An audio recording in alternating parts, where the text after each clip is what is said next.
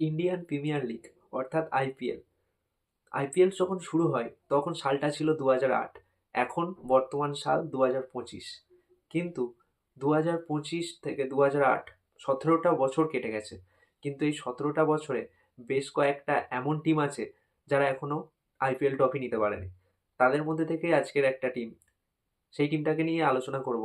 টিমটা হচ্ছে পাঞ্জাব কিংস, যেটার আগে নাম ছিল কিংস ইলেভেন পাঞ্জাব। আইপিএলের প্রথম সিজন, যেই সিজনে পাঞ্জাবের ক্যাপ্টেন ছিল অস্ট্রেলিয়ার wicket keeper batsman Adam Gilchrist, যার সাহায্যে পাঞ্জাব কিংস সেমিফাইনাল পর্যন্ত গিয়েছিল।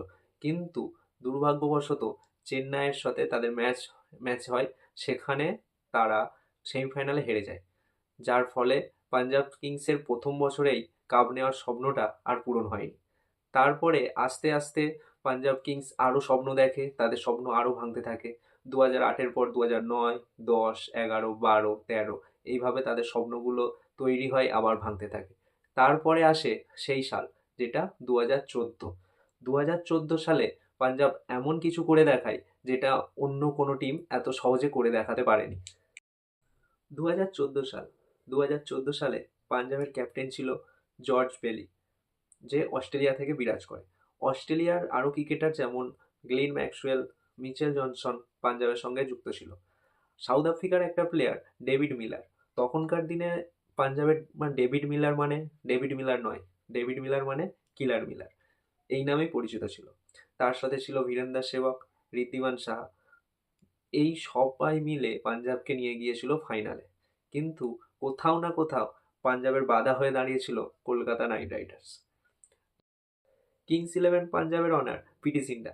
পিটি সিন্ডা স্বপ্ন দেখেছিল 2008 সালে আইপিএল ট্রফি জেতার, কিন্তু স্বপ্নটা হয়তো পূরণ হতে চলেছিল 2014 সালে। তার মধ্যে একটা টুইস্ট আসে, সেটা হচ্ছিল পিয়ুষ চাওলা, যে একটা বলে 4 বাউন্ডারি একটা মেরে পিটি সিন্ডার স্বপ্নটাও ভেঙে দিয়েছিল। 2014 সালে পিটি সিন্ডার আর ট্রফি জেতাও হয়নি। তারপরে 2015, 2016, 2017, 2018, 2019 এইভাবে প্রত্যেকটা বছর পিটি জিন্ডা একটা করে নতুন ক্যাপ্টেন আনে, তার টিমটাকে নতুন করে তৈরি করে, কিন্তু ফলাফল শূন্য। এরপরে আছে 2020 সাল। 2020 সালে কিংস ইলেভেন পাঞ্জাব নামটা চেঞ্জ করে হয় পাঞ্জাব কিংস। তারপরেও ফলাফল শূন্য, সফলতা আসছিল না। এরপরে 2021, 2022, 2023, 2024 এইভাবে বহু বছর কেটে গেছে। আইপিএলের 16টা বছর কেটে গেছে, যেখানে কিংস ইলেভেন পাঞ্জাব থেকে পাঞ্জাব কিংস হয়ে গেছে, তারপরেও একটাও ট্রফি নেই। এরপরে আসে 2025 সাল। 2025 সালটা পাঞ্জাব কিংসের মেন্টর কিংবা পাঞ্জাব কিংসের অনার হয়তো এটা তারা আগে থাকতেও বুঝতে পারেনি যে 2025 সালটা পাঞ্জাব কিংসের ক্যারিয়ারের সবচেয়ে স্মরণীয় ক্যারিয়ার হতে চলেছে। একটু ডিটেলসে বলি, পাঞ্জাব কিংসের 2025-এর যে টিমটা তৈরি হয়েছিল, তার সবচেয়ে বেশি গুরুত্বপূর্ণ ভূমিকা পালন করেছিল mentor Ricky Ponting. Ricky Ponting টিমে আসার পর থেকে বিভিন্ন দিক থেকে টিমটার মধ্যে চেঞ্জেস তৈরি হয়েছিল। আর তার থেকে সব থেকে বড় নিউজ এটা যে শ্রেয়াস আয়ার টিমে আসা।